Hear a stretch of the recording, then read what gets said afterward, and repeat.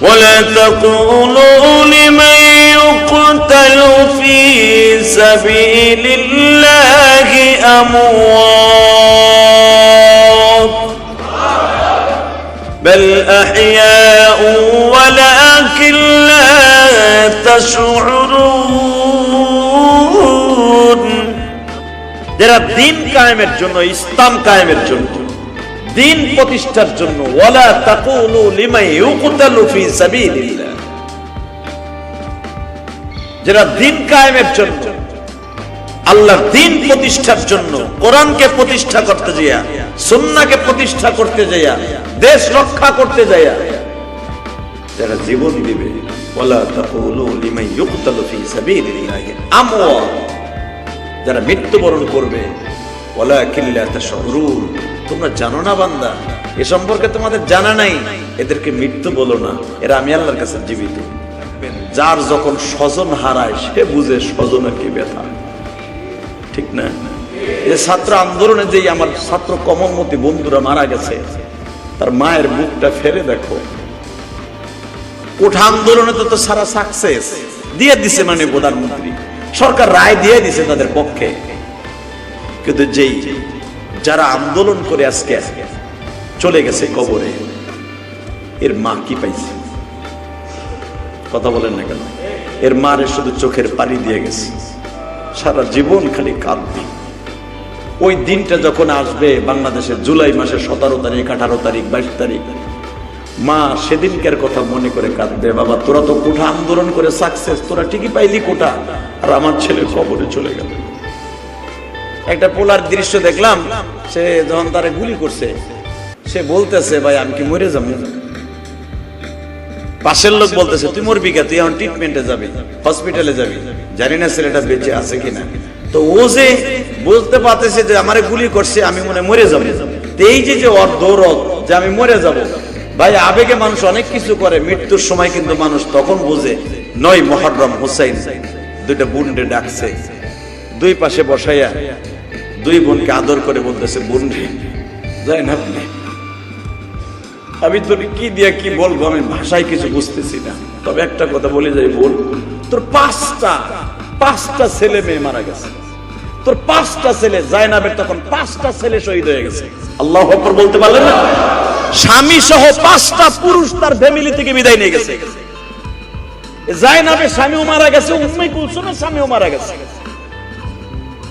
উম্মে কুলসুমের সন্তানও শহীদ, জায়নাবের সন্তানগুলোও সব শহীদ, শুধু মা একা বেঁচে আছে, স্বামীও শেষ, সন্তানও শেষ। হুসাইন বলতেছে, বোন রে, আমি তো তোরে কিছু দিয়ে যাইতে পারলাম না, যাইবার আগে একটা কথা বলে দিতে, তোর থেকে দামি আর কে আছে?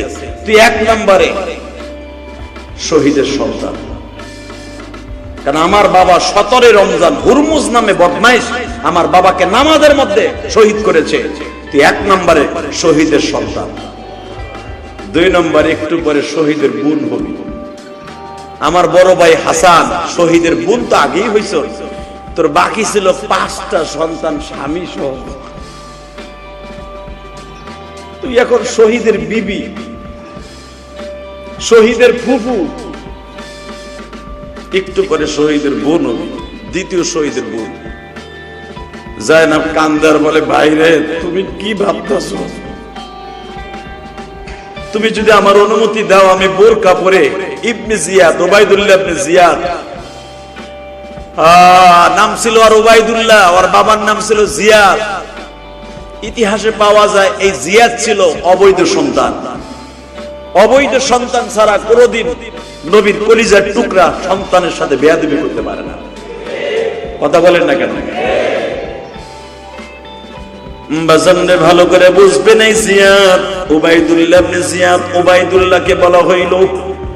বোনটা বারবার বাড়ির কাছে যা বলতেছে, বাইরে আমি তো মহিলা মানুষ, অন্তত আমার স্বামী সন্তান সবাই মারা গেছে, আমার তো আর কেউ নাই।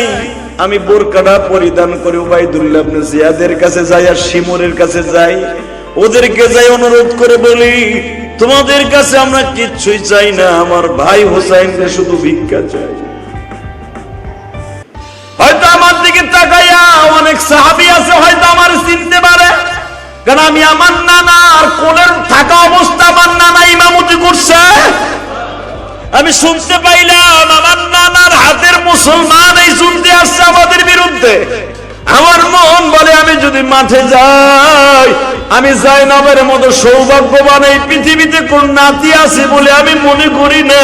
কারণ আমার নানা 1-2 ওয়াক্ত নয়, অনেক নামাজ আমার নানা আমার কোলে করে ইমামতি করছে। আল্লাহ যারা আমার বাংলাদেশকে রক্ষা করতে যায় মুক্তিযোদ্ধারা কালেমা নিয়ে মারা গেছে, আল্লাহ তাদের সবাইকে মাফ করে দিও। শহীদ তাকেই বলা হয়। কোরআনে কি বলে শোনেন শহীদ সম্পর্কে? ওয়ালা তাকুলু লিমান ইউকতালু ফি সাবিলিল্লাহি আমওয়াত বাল আহইয়াউ ওয়ালাকিন লা তাশউরুন।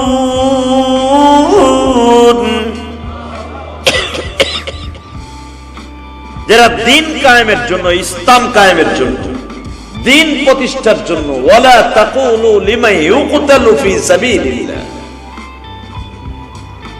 যারা দিন কায়েমের জন্য, আল্লাহর দিন প্রতিষ্ঠার জন্য, কোরআনকে প্রতিষ্ঠা করতে যাইয়া, সুন্নাহকে প্রতিষ্ঠা করতে যাইয়া, দেশ রক্ষা করতে যাইয়া যারা জীবন দিবে, ওয়ালা তাকুলু লিমান ইউকতালু ফি সাবিলিল্লাহ আমওয়াত, যারা মৃত্যুবরণ করবে, ওয়ালাকিন লা তাশউরুন, তোমরা জানো না বান্দা, এ সম্পর্কে তোমাদের জানা নাই, এদেরকে মৃত্যু বলো না, এরা আমি আল্লাহর কাছে জীবিত।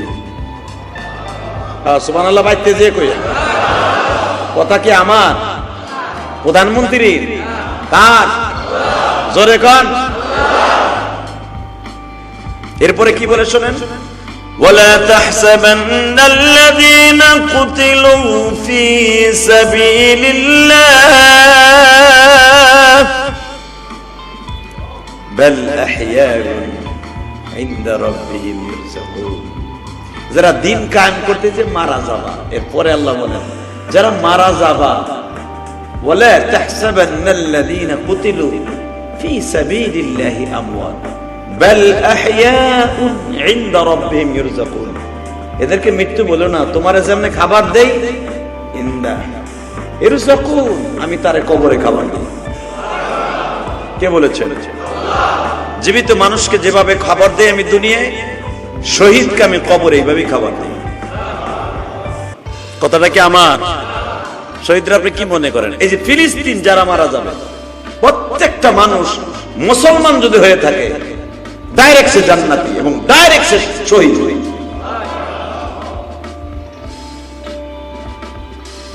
এখন জানি না, আমরা আন্তাজে একজনের শহীদ বললেই কিন্তু সে শহীদ না, ভালো করে বুঝেন।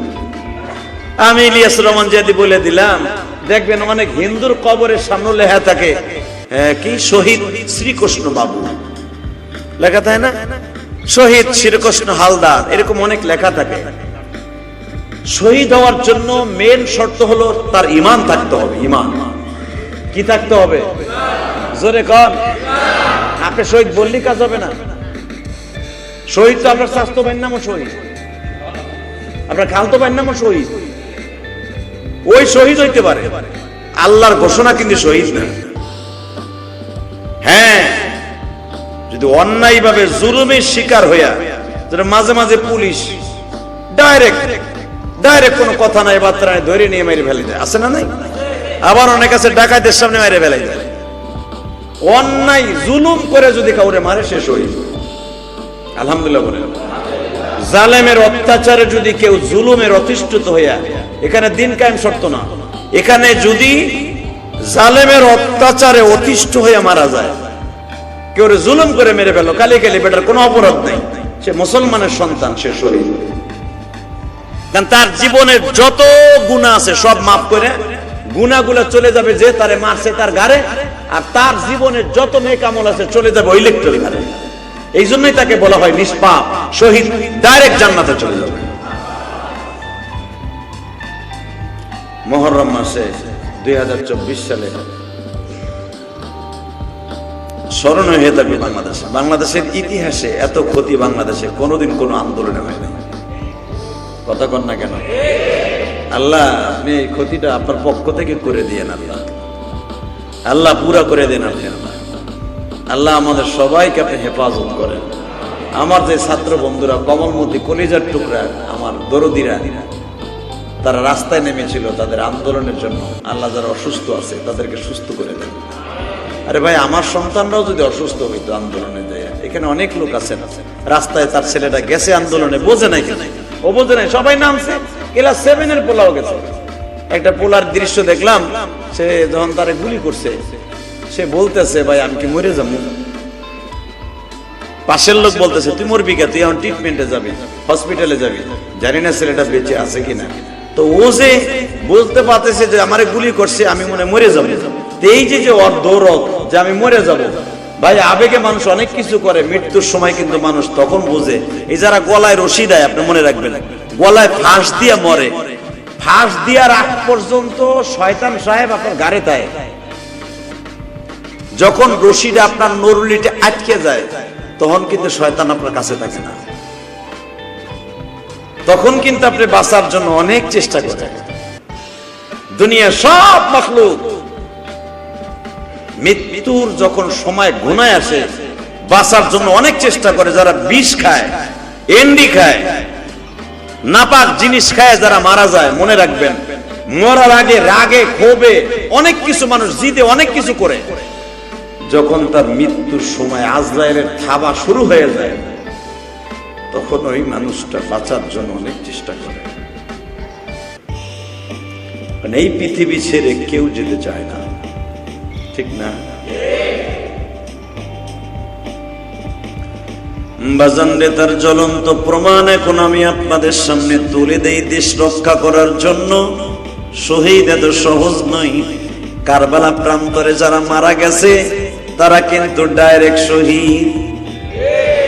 এই মুহররম মাসে কারবালার ইতিহাস আপনাদের সামনে সব ইমাম খতিবরা বর্ণনা করে। শহীদ কারে কয় রে ভাই? হুসাইন যাদের বিরুদ্ধে জিহাদ করবে, মাঠে নামবে, একটাও কিন্তু মুসলমান ছিল না। কথা কন না কে? অনেক সাহাবী ছিল বিশ্ব নবীর হাতে কালেমা পড়া সাহাবী। আপনি কি মনে করলেন ইয়াজিদ যে জালেম, ইয়াজিদ তো রাসূলের হাতের কালেমা পড়া মুসলমান? আল্লাহু আকবার বলতে পারলেন না? ইয়াজিদের বাবা মুয়াবিয়া, খবরদার, ইয়াজিদকে গালি দিতে গিয়ে মুয়াবিয়াকে গালি দিবেন না, খবরদার। মুয়াবিয়াকে গালি দিতে যাওয়ার সাথে সাথে আপনি কাফের হয়ে যাবেন। আপনি কি মনে করলেন মুয়াবিয়াকে? মুয়াবিয়া এমন একজন সাহাবী, এমন একজন সাহাবী, বিশ্বনবীর খেদমত এমন ভাবে করেছে, বিশ্বনবী তাকে এই দুনিয়ার থেকে জান্নাতি ঘোষণা দিয়েছে। এখানে শেষ না, মুয়াবিয়া 10 জন কাতেবে ওহী, অর্থাৎ কোরআন শরীফ যারা লিখছে ওই জামানায়, কোরআন শরীফ যাদের ওসিলায় আমরা পেয়েছি, কোরআন শরীফ যারা লিখেছেন আমাদের পর্যন্ত, আজকে বাইতুস সুজুদ পর্যন্ত, মসজিদে বাইতুস সুজুদ পর্যন্ত, এই হেফজখানা পর্যন্ত কোরআন যারা পৌঁছাইছে, তার ভিতরে 1 নাম্বার অবদান এই মুয়াবিয়া, ইয়াজিদের বাবা ইয়াজিদ ইবনে মুয়াবিয়া। খবরদার, বাংলাদেশের কিছু বন্ড জাহান্নামী আছে, জাহান্নামের কীট, তারা মুয়াবিয়ারে গালি দেয়।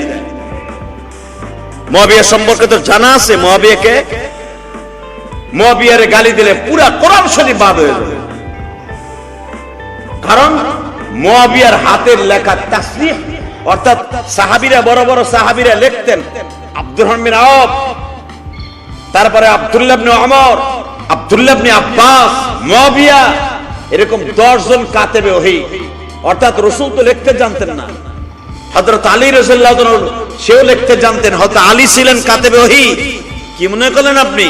যারা ওই জামানায় কোরআন শরীফ লিখে রেখেছে, মাছের পৃষ্ঠে, পাহাড়ের উপরে, পাথরের উপরে, গাছের ছালে, তখন তার কাগজ ছিল না, এবং চামড়ার বড় বড় হাতির চামড়া, ঘোড়ার চামড়া, গরুর চামড়া, ছাগলের চামড়া, দুম্বার চামড়া শুকায়া শুকায়া কাগজের মতো বানায় রাখতো। ওইটারে পানিতে ভিজাই আবার শুকাইয়া ভাড়া দিয়া সোজা কইরা কাগজের মতো বানাইয়া কোরআন শরীফ গুলা লিখে রাখতো। এখনো পর্যন্ত যারা তায়েফে যাবেন, জোরে বলতে পারেন না সুবহানাল্লাহ? চামড়ার উপরে লেখা আব্দুল্লাহ ইবনে আব্বাস এবং মুয়াবিয়ার হাতের লেখা, এখনো পর্যন্ত কোরআন শরীফের এক পারার উপরে কোরআন শরীফ এখনো তায়েফে জাদুঘরে সংরক্ষণ করা। আব্দুল্লাহ ইবনে আব্বাস, মসজিদ আব্দুল্লাহ ইবনে আব্বাস দেখে আসবেন, হাজিরা ঘুরতে গেলেই তো দেখে আসে। ভুলে যান কেন? সাহাবীদের লেখা, হাতের লেখা এখনো পর্যন্ত আছে। 1400 বছর আগের লেখা এখনো পর্যন্ত সেভাবে আছে। কি মনে করলেন আপনি? সাহাবীরা লেখছে খোদাই করে করে, ওইটার উপরে খালি রং দিয়ে থুয়ে দিছে, রং দিয়া, রঙের কালি দিয়া নষ্ট না হয়। 1400 বছর আগের ওইটা কি থাকে নাকি? ওইটাকে সংরক্ষণ করতে যাইয়া শুধু অক্ষর পরিবর্তন হয়েছে, অক্ষর পরিবর্তন হয় নাই, শুধু লেখার ধরনটা ওইটার উপরে কালি দিছে, বিভিন্ন রঙের কালি দিয়া ওটাকে ধরে রেখেছে। সাহাবা একরাম কত কষ্ট করে আমার মাবুদের কোরআন লিখেছে। শুধু এখানেই শেষ না, একবারে জ্বলন্ত প্রমাণ দিয়ে দেই। আপনি বাইতুল মুকাররম যান, ইসলামী ফাউন্ডেশনে কত ওসমান গনির জামানার সাহাবীদের হাতের লেখার কোরআন শরীফ এখনো আছে।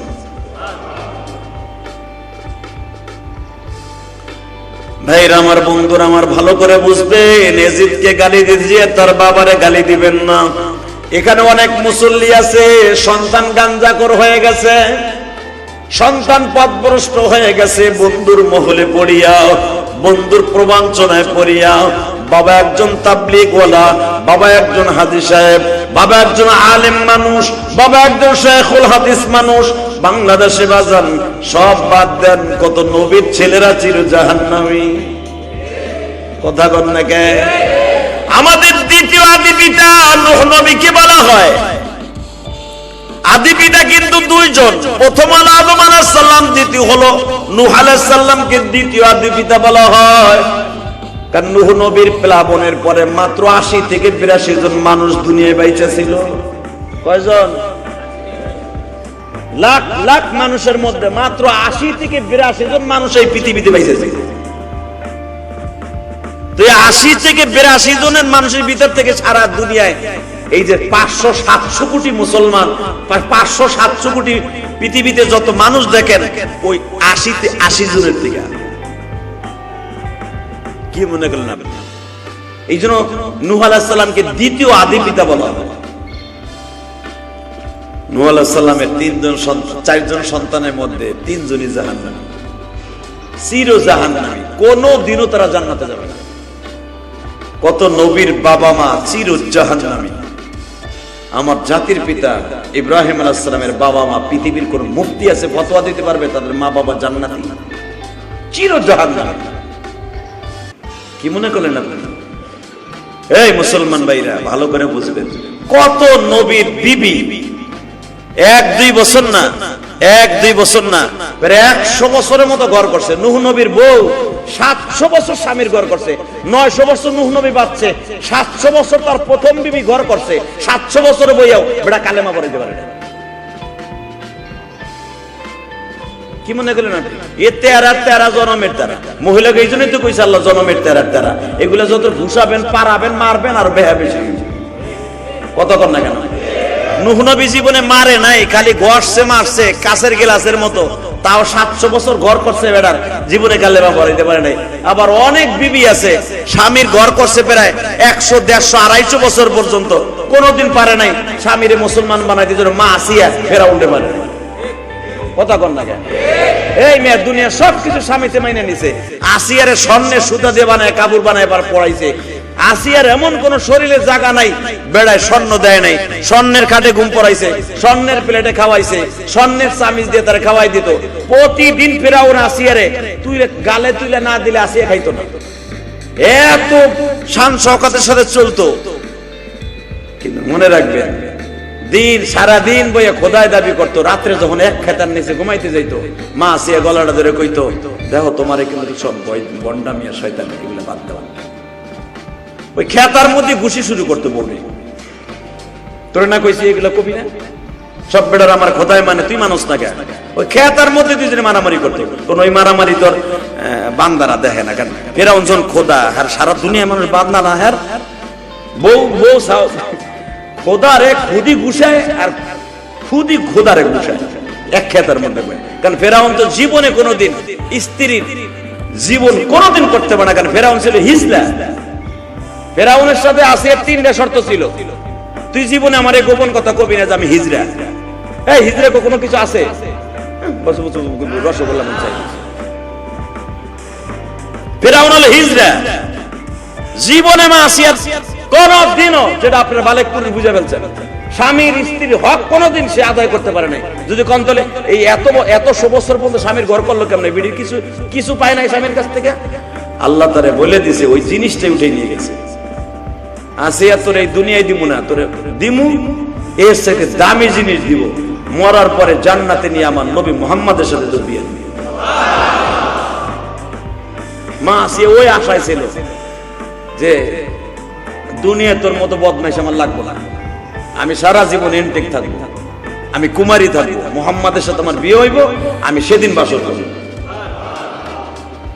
স্বামীর ঘর করছে, জীবনের স্বামী কোনদিনও ফেরাউন মা আসিয়ার হক আদায় তো দূরের কথা, একটা দিন বাসর করতে পারে নাই। তখন ফেরাউন বলতো, দেখ তোর ভাও দূরে ধরছে, তুই সব মেনে নিবি, কিন্তু একটা শর্ত, তুই যা চাবি তাই দিবি, কিন্তু আমি যে হিজরা এটা কারো কাছে কবি না। মা আসিয়া জীবনে কয় নাই, কিন্তু এক খেতার নিচে যখন ঘুমাইতে যাইতো, দাওয়াত ও তাবলীগের কাজ করতো ঠিকই, ফেরাউন কোনোদিন কালেমা পড়ে না। পৃথিবীর কোন মুফতি মিলা স্ত্রী যখন এত বড় জান্নাতি, কোরআনের ডাইরেক্ট মা আসিয়ার কথা বলছে, ডাইরেক্ট জান্নাতি, আল্লাহ ডাইরেক্ট ফেরাউনের বিবির কথা উল্লেখ করে কোরআনে বলেন যে ফেরাউনের বউ আসিয়া ডাইরেক্ট জান্নাতি, জান্নাত দেখে সে দুনিয়া থেকে গেছে। যার বউ এক খেতার নিচে বাস করে 100 বছর, স্ত্রী ডাইরেক্ট জান্নাতের গাড়িতে উঠবে, ফেরাউনের কোন দুনিয়ার মুক্তি আছে যে সে জান্নাতি? দেন না ফটো, আপনি পারলে দেন। বাজান ভালো করে বুঝবেন, পৃথিবীতে এমন সন্তান আছে বাবা জান্নাতি, সন্তান জাহান্নামী। পৃথিবীতে এমন মা বাবা আছে সন্তান জাহান্নামী, বাবা মা জান্নাতি। কথা বলেন না কেন? এ বাজান, আমার নবীর মা বাবা নিয়েও তো ইখতিলাফ আছে। আমার নবীর মা বাবা আব্দুল্লাহ আমিনার কথা বলবেন, কোন কোন ইমাম বলেন রাসূলের মা বাবা মুশরিক হয়ে মারা গেছে, তারা জান্নাতে যাবে না জাহান্নামে যাবে আল্লাহই ভালো জানে, কিন্তু তারা মারা গেছে মুশরিক অবস্থায়।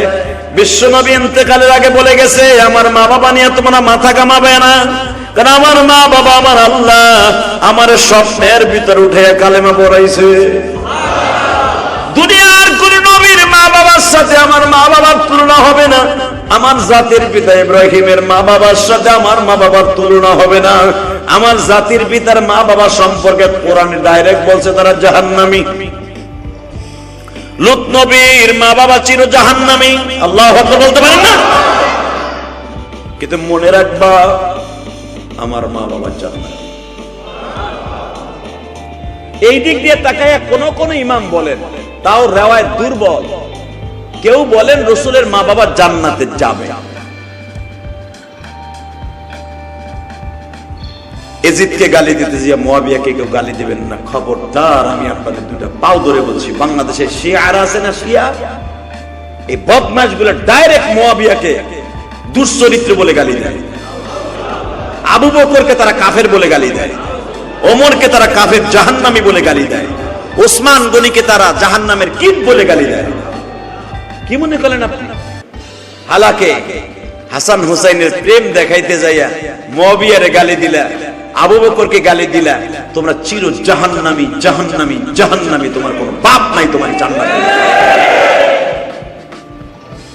পৃথিবীতে সর্বপ্রথম কোন নবীর উম্মত জান্নাতে যাওয়ার সবার আগে নবীদের পরে প্রথম জান্নাতে যাবে আবু বকর। আসেন, মুয়াবিয়ারে রাদিয়াল্লাহু তাআলা আনহু কখনো গালি দিবেন না, খবরদার। মনের ভিতরে একটু খারাপ ধারণা আনবেন না। সন্তান খারাপ হয়ে গেছে, জালেম হয়ে গেছে, দিয়ে বাপ জালেম হয়ে গেছে, কথা বলেন না কেন? অনেক নাপিত, মুসলমান নাপিতের ঘরে আলেম জন্ম নেয় না, মেথরের ঘরে সন্তান আলেম হয় না, ম্যাজিস্ট্রেট হয় না, কোন মেথরের পোলা ম্যাজিস্ট্রেট হয় না। এমনও আছে কামলা বাবা গরুর গাড়ি চালায়, সেই রংপুর উত্তরবঙ্গ, মেয়েতে বিসিএস ক্যাডার হইয়া বাংলাদেশের 1 নাম্বার হয়েছে। বাপ হাল চাষ করে আইছে, মেয়ে ভালো রেজাল্ট করে বাপ রে কাদা মাদা সহজে গলা ধরে, যাব্বা তোমার স্বপ্ন পুরো হয়েছে, তুমি আমার এই হাড় ভাঙা কষ্ট করে আমার বিসিএস ক্যাডার বানাইছো। এরম ইতিহাস আছে না? এই জন্য বাপ কলম ক লাগতে যে কলম ভাঙে তিনটা, হালাকে মেয়ে বিসিএস ক্যাডার, ছেলে বিসিএস ক্যাডার, কি মনে করলেন আপনি? গোবরের মধ্যে পদ্ম ফুল ফুটে থাকে, আছে না? না, বহুত ছেলে মেয়ে আছে, বহুত ছেলে মেয়ে আছে। বাপ রিক্সা চালায়, ভ্যান গাড়ি চালায়, তরকারি বেচে, তরকারি বেচনেওয়ালার মেয়ে বাংলাদেশে গোল্ডেন এপেলাস পাইয়া সারা বাংলাদেশের উজ্জ্বল নক্ষত্র হয়ে যায়, আছে না? আছে। বাজানরে ভালো করে বুঝবেন, ইয়াজিদ ইবনে জিয়াদকে বলেছিল আমি জীবিত অথবা মৃত চাই। যুদ্ধ যখন শুরু হয়ে গেল, 9 মুহররমের কথা বলছি এখন, কারণ পুরো মুহররম মাসটাই হুসাইনের ইতিহাস চলবে, আলহামদুলিল্লাহ বলেন। সবচেয়ে পরিতাপের বিষয় 9 জুলহজ 9 মুহররমটা ছিল আহলে বায়াতের জন্য সবচেয়ে মারাত্মক। পৃথিবীর ইতিহাসে এরকম মারাত্মক ভয়াবহ বিপদ কোনদিন আসে নাই নবীদের পরে। সেই দিনটা হলো 9 মুহররম। আল্লাহু আকবার বলেন। যদি বলেন সেটা এত বড় ভয়াবহ কোন দিক দিয়ে, শোনেন। হুসাইন যখন বুঝে ফেললেন যে এরা আর কিচ্ছু চায় না, হুসাইন 3টা অপশন দিছিলেন। খালি না বুঝে শুনে এই যে বাংলাদেশে কতগুলো আছে হাই হোসেন দিয়ে ঘোড়া বানায়, গত সময় বলছি না, সবগুলা বাটপাড়া শয়তানি। এই হুসাইনের প্রেম আমাদের মধ্যে আছে, আহলে সুন্নাত ওয়াল জামাতের মধ্যে আছে। এই যে হুসাইনের প্রেমিক গুলা পাগলের মতো চিল্লায় আর গোপনে বয়ে বয়ে কাঁদে। 9 মুহররম ছিল সবচাইতে কাল দিন, সবচাইতে ভয়াবহ দিন। কারণ ওই তাবুর মধ্যে মাত্র 10 জন বাইসে রয়েছে। 80 জনের মধ্যে 82 জনের মধ্যে 72 জনই শেষ। 72 জন পুরুষ শহীদ হয়ে গেছে, মাত্র 10 জন মানুষ বাইসে রয়েছে। তার ভিতরে পুরুষের মধ্যে শুধু একজন, জয়নাল আবদিন। তার ভিতরে দেখেন হুসাইনের 2টা বোন, জায়নাব, উম্মে কুলসুম। মারহাবা বলেন। হুসাইনের সবচেয়ে কলিজার টুকরা একটা মেয়ে সকিনা। পুরুষের মধ্যে 9 জন মহিলা, 1 জন পুরুষ। আর পুরুষটার বয়স মাত্র 10 থেকে 11 বছর। এই 9 জন মহিলার একাই ছেলেটা কি করবে তাই বলেন? কত নিষ্ঠুর ছিল 9 মুহররম, কত হৃদয় বিদারক ছিল 9 মুহররম। মনে রাখবেন, যার যখন স্বজন হারায় সে বুঝে স্বজনের কি ব্যথা, ঠিক না? এই ছাত্র আন্দোলনে যে আমার ছাত্র কমলমতি বন্ধুরা মারা গেছে, তার মায়ের মুখটা ফেরে দেখো। কোঠা আন্দোলনে তো সারা সাকসেস দিয়ে দিছে, মানে প্রধানমন্ত্রী সরকার রায় দিয়ে দিছে তাদের পক্ষে। কিন্তু যারা আন্দোলন করে আজকে চলে গেছে কবরে, এর মা কি পাইছে?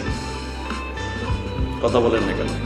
এর মারে শুধু চোখের পানি দিয়ে গেছে, সারা জীবন খালি কাঁদবে। ওই দিনটা যখন আসবে বাংলাদেশের জুলাই মাসের 17 তারিখ, 18 তারিখ, 22 তারিখ, মা সেদিনকার কথা মনে করে কাঁদবে। বাবা, তোরা তো কোঠা আন্দোলন করে সাকসেস, তোরা ঠিকই পাইলি কোঠা, আর আমার ছেলে কবরে চলে গেল। বাজানরে ভালো করে বুঝবেন, চোখের পানি দিয়ে আমার আল্লাহর কাছে দোয়া করবেন। দুনিয়া কিন্তু থাকার জায়গা না। কলিজার টুকরা কমলমতি যুবক ভাইরা, দুনিয়া থাকার জায়গা না। যে যেমনি মরদ চলে যেতে হবে। কার হায়াতে জিন্দেগি কয়দিন কেউই জানে না। হুসাইনের তাবুর মধ্যে 1.5 বছরের বাচ্চা থেকে নিয়ে ও বাজান 30-40 বছরের বাচ্চাও ছিল, বৃদ্ধ মানুষও ছিল। আলী আকবরের বয়স ছিল 18 বছর। হুসাইনের কলিজার টুকরা সন্তান হাসানের সন্তান কাসেম ছিল বাবা, অর্থাৎ কাসেমের সাথে সকিনার বিয়ে হয়েছিল, এখনো পর্যন্ত সকিনার হাতের মেহেদি এখনো দাগ যায় নাই। ও বাজান এই মুহূর্তে, কারণ হাসান ইন্তেকালের মাত্র কয়েক মাস ক্ষমতায় ছিল হযরত হুসাইন। হুসাইনকে চক্রান্ত করে নেওয়া হয়ে গিয়েছিল ইরাকে, কুফায়। হুসাইন কখনো জানতেন না আমি দামেস্কে গেলে, কুফায় গেলে আমার ইয়াজিদ চক্রান্ত করে মেরে ফেলবে, এটা কোনোদিনও জানতেন না। হাসান ইন্তেকালের মাত্র কয়েক ঘন্টা আগে হুসাইনের হাতটা ধরে বলে, ভাই রে, আমি তোর কাছে একটা জিনিস চাইয়ে যাই রে ভাই, তোর সাথে আমি একটু বন্ধুত্বটা গাঢ় করে ফেলি। কি ভাইজান? তোর ছেলে আমার মেয়ের সাথে বিয়ে দিয়ে দে।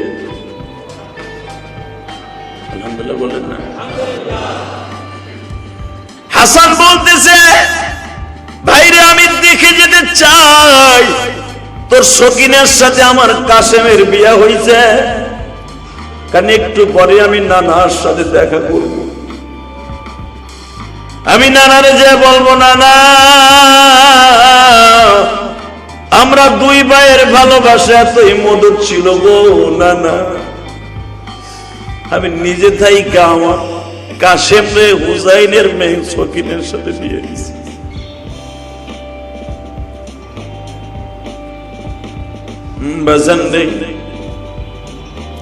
ইতিহাস প্রমাণ করে, কারণ এটা কোরআন হাদিস বলা যাবে না, কারণ রাসূলের ইন্তেকালের পরে 50 বছর পরে কারবালার ইতিহাস ঘটছে। রাসূলের মুখ দিয়ে যেটা বের হয়েছে সেটাকে হাদিস বলা হয়, আর আল্লাহর মুখ দিয়ে যেটা বের হয়েছে সেটাকে কোরআন বলা হয়। রাসূলের ইন্তেকালের 50 বছর পরে যেটা হয় ওটা তো আর হাদিস বলা হয় না বাবা। এটা বিভিন্ন ইতিহাসের দ্বারা, বিভিন্ন তাবির দ্বারা ঘটনা এইভাবে সাবেত হয়েছে। তাবি তার কিতাবের মধ্যে লেখেন, মুত্তামিনী তার কিতাবের মধ্যে লেখেন, সকিনার কাসেমের বিবাহ হওয়ার পরে এখনো পর্যন্ত বাবা হাতের মেহেদি শুকায় নাই, এখনো পর্যন্ত বিবাহের মেহেদি তার হাতে আছে। স্বামীর রণাঙ্গনে বিদায় দিয়ে দিছে, কাসেম শহীদ হয়ে গেছে, মেয়েটা বিধবা হয়ে গেল। হুসাইন যখন শুনতে পারলেন, 9 মুহররম শুনতে পারলেন আমার মেয়েটা আজকে বিধবা হয়ে গেছে, আমার সকিনার কান্দন আর কেঁদে গো মা, আমি হাতে ধরে তোকে নারী বানাই দিয়া গেলাম। শুধু তাই নয় রে মা, আমি দেখিয়া গেলাম রে মা, তুই একজন শহীদের বিবি, তুই একজন শহীদের পুত্রবধূ, তুই একজন শহীদের মেয়ে। 3টা সৌভাগ্য তুই রে মা। তবে একটা কথা বলে যাই রে সকিনা, মা তোর বয়স তো মাত্র, কারণ সকিনের তখন প্রাপ্ত বয়স ছিল না, ভাইয়ের অনুরোধে মেয়েকে বিয়ে দেওয়া হয়েছিল। সে আলী আকবরেরও ছোট ছিল বাবা, আলী আসগারের বড় সকিনা। এই সকিনা প্রাপ্ত বয়স হুসাইন বিয়ে দিয়ে দিলেন ভাইয়ের রিকোয়েস্টে বাবা। এই অল্প বয়সের মেয়েটা আজকে বিধবা হয়ে গেল।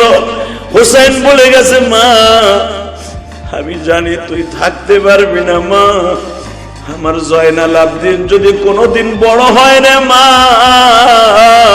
সেদিন আমার জয়নাল আবদিন তোরে নতুন করে কোন ছেলের সাথে বিবাহ দিবে মা।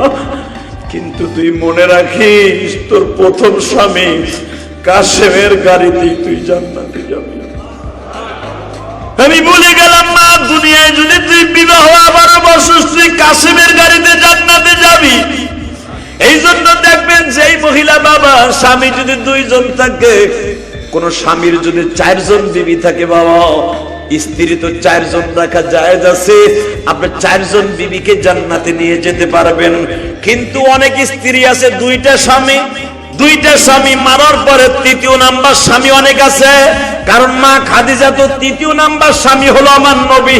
এখন ইখতিলাফ আসতে পারে, যদি 3 জন মুসলমান হয় 3 জন জান্নাতে যায়, এই স্ত্রী কার সাথে যাবে? বিশ্ব নবী বলে এই মহিলাকে ইখতিয়ার দেয়া হবে, তুমি কার সাথে যাবা? জোরে বলতে পারেন না? কিয়ামতের মাঠে বলতে হবে তোমার 3 জন স্বামী জান্নাতি, বলো কার সাথে যাবা? তখন ওই মহিলা বাইসা নেবে যেই স্বামীটা শহীদ হয়েছে। অথবা কোন স্বামী যদি ওলি থাকে, আলেম থাকে, তারে বাইসা নেবে। আরো জোরে কইতে পারলেন না? এ বাজান ভালো করে বুঝান, সকিনাকে বলা হয়েছে, মা তুই পরে বিবাহ তুই বুঝবি, কিন্তু জান্নাতে যাবি কাসেমের সাথে। আমি বাবা তোরে ঘোষণা দিয়ে গেলাম, ও মা ভালো করে থাকবি, বিলাপ করবি না, মারামারি চুল টানবি না। মেয়েটারে বুঝ দেয়, কিন্তু আপনি আমার প্রশ্নের উত্তর দেন, পৃথিবীর কোন বাবা এইভাবে যদি তার মেয়েকে বুঝ দেয়, কোন বাবা মাইনা নিতে পারে? মেয়েও কি মাইনা নিতে পারে? 22,000 সৈন্য, এজিদ সৈন্য 22,000 মাত্র 82 মানুষের বিরুদ্ধে 22,000 সৈন্য লাগে মিয়া।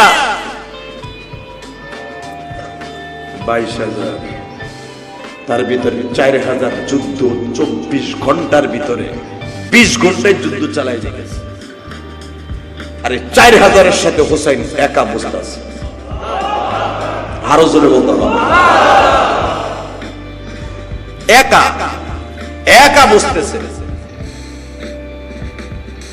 9 মুহররম হোসাইন তার অত্যন্ত আদরের বোন জয়নাবরে ডাক দিয়েছে, কারণ হোসাইন এই বোনটার অনেক আদর করতেন। কারণ হোসাইনের জয়নাব পিঠে পিঠে মাত্র মাঝখানে 3 নাম্বার ভাই মোহসেন, এই মাঝখানে এক একজন তো 11 মাসের 10 মাসের ছোট বড়।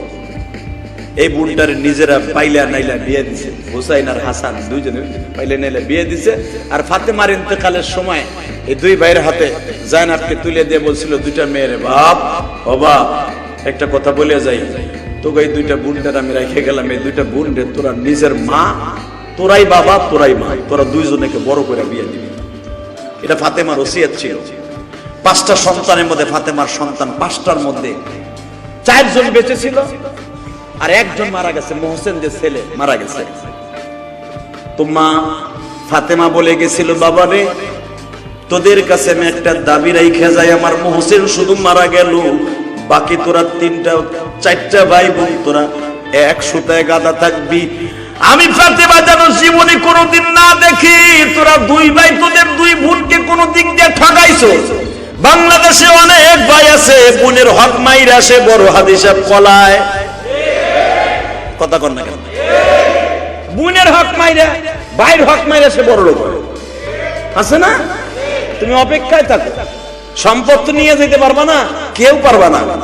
ভাইয়ের হক বোনের হক না বুঝাই দেওয়া পর্যন্ত তুমি যত বড় শিল্পপতি হও, যত বড় আলেম হও, যত বড় হাজি হও, বুয়া বুয়া বুয়া, কোন দাম নাই। বান্দার হক সবচেয়ে সিরিয়াস। সঙ্গে সঙ্গে বলে, তোরা 4টা ভাই বোন এক সুতায় বাঁধা থাকবি, এদেরকে পাইলে নেলে নিবি। ঠিক 9 মুহররম হোসাইন 2টা বোনকে ডাকছে, 2 পাশে বসাইয়া 2 বোনকে আদর করে বলতেছে, বোন রে যাই না, আমি তোর কি দিয়া কি বলবো, আমি ভাষায় কিছু বুঝতেছি না, তবে একটা কথা বলে যাই, বোন তোর 5টা ছেলে মেয়ে মারা গেছে, তোর 5টা ছেলে, জায়নাবের তখন 5টা ছেলে শহীদ হয়ে গেছে। আল্লাহু আকবার বলতে পারলেন না? স্বামী সহ 5টা পুরুষ তার ফ্যামিলি থেকে বিদায় নিয়ে গেছে। জায়নাবের স্বামীও মারা গেছে, উম্মে কুলসুমের স্বামীও মারা গেছে। উম্মে কুলসুমের সন্তানও শহীদ, জায়নাবের সন্তানগুলোও সব শহীদ, শুধু মা একা বেঁচে আছে, স্বামীও শেষ, সন্তানও শেষ। হোসাইন বলতেছে, বোন রে আমি তো তোরে কিছু দিয়ে যাইতে পারলাম না, যাইবার আগে একটা কথা বলে দিতে, তোর চাইতে দামি আর কে আছে? তুই 1 নম্বরে শহীদের সন্তান।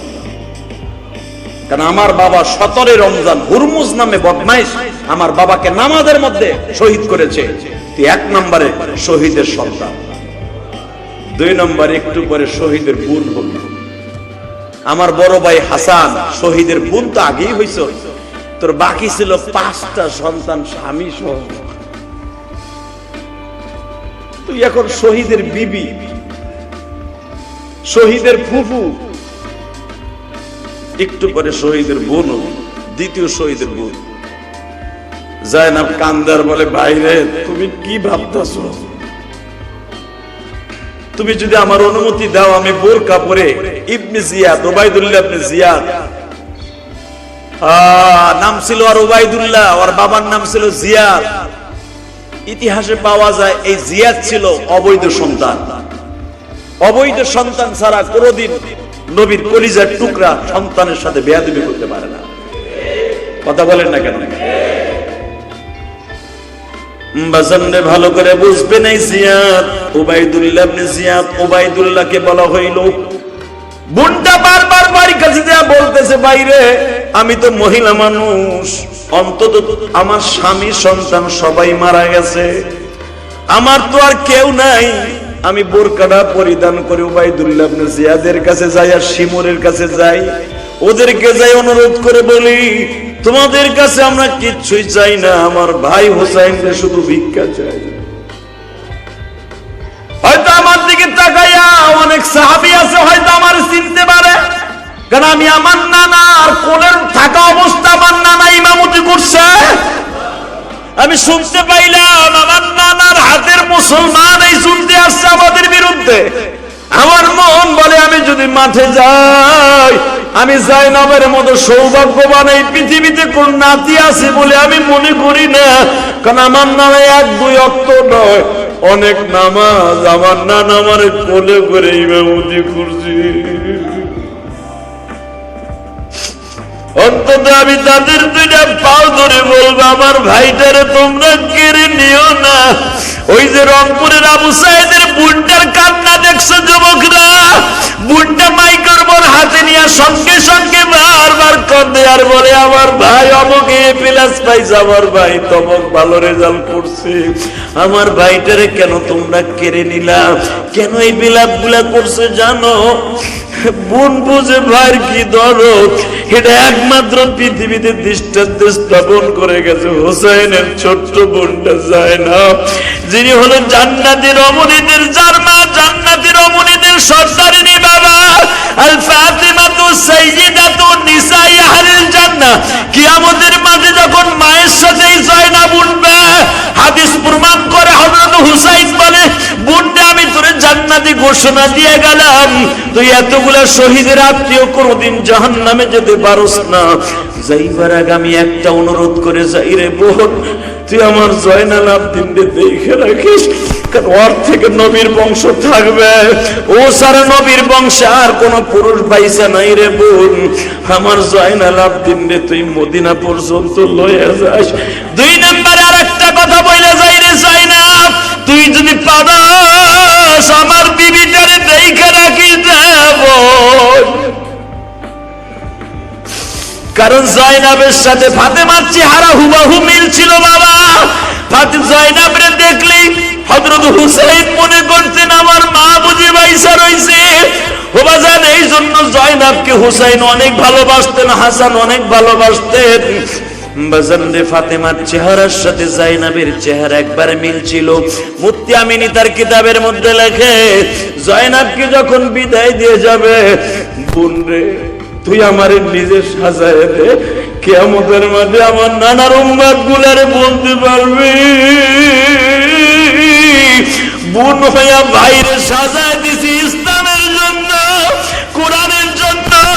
শহীদ কারে কয় রে বাবা? পৃথিবীর, আমি যে বলছিলাম 9 মুহররম ছিল পৃথিবীর সবচাইতে কাল দিন, ওই রাতটার মতো পৃথিবীতে কোন বিপদ আর কোনদিন আসবে কিনা জানি না বাবা। 10 জন মহিলা সন্তান সহ সবাই কাঁদে, সবাই কাঁদে, কোনো পানি নাই, খাবার নাই, সবাই রোজা অবস্থায়। বাজান বারবার বলা হইতেছে, বারবার হুসাইনের তাবুর দিকে বাচ্চাদের চিৎকার আওয়াজ, সত্য জয়নাল আবদিনের চিৎকারের আওয়াজ। ওই দিনকার মতো এরকম ইতিহাস পৃথিবীতে আর কোনোদিন আসবে কিনা কোনো মুফাসসির লিখতে পারবে না বাবা। জয়নাব ভাইয়ের বুকের সাথে মাথা ঢাকাইয়া মাজারা শক্ত করে ধরে বলে, ভাই গো তুমি ঠিকই তাহলে শহীদ হয়ে যাবা, কিন্তু যাইবার আগে একটা কথা শুনিয়া যাও, আগামীকালকে তোমার আমি নিজের হাতে যুদ্ধের সাথে সাজায় দেব, কিন্তু শর্ত থাকবে, তুমি তো চলে যাওয়ার পরে মার সাথে দেখা হয়ে যাবে, নানার সাথে দেখা হয়ে যাবে, নানি খাদিজার সাথে দেখা হয়ে যাবে, কিন্তু তোমার আল্লাহ কোন বলছো, ওয়ালা তাকুলু লিমান ইউকতালু ফি সাবিলিল্লাহি আমওয়াত, যারা দিন কায়েমের জন্য শহীদ হবে তাদের তোমরা মৃত্যু বলো না। আমি জানি তুমি জীবিত হয়ে থাকবে, তুমি নানারে বুঝায় কইও যারা আমাদেরকে খাবারের কষ্ট দিছে, যারা আমাদেরকে 8টা দিন পানির ব্যবস্থা করে দেয় নাই, নানারে বোঝায় কইও তার উম্মাত জানো কোনদিন পানির কষ্ট না দেয়।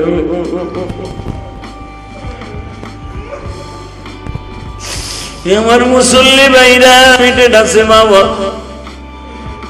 বেশি সময় তো কথা বলা যাবে না, শুধু এতটুকু বুঝাই দিলাম মুহররমের চাঁদের ইতিহাস তো অনেকেই শুনেন বা অনেকেই তাজিয়া মিছিল করেন, কিন্তু একবারও কি ভাবছেন ওই দিনটাই রাতটা কত স্মরণীয় থাকবে মুসলমানের অন্তরে?